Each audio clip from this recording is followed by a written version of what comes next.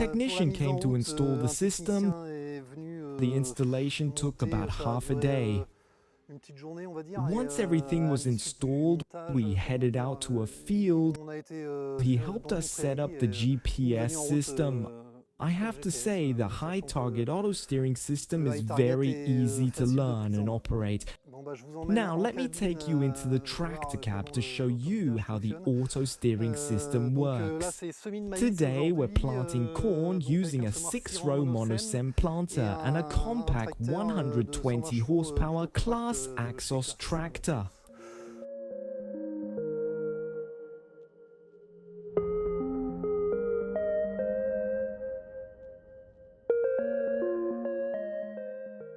I had absolutely no trouble getting started with it.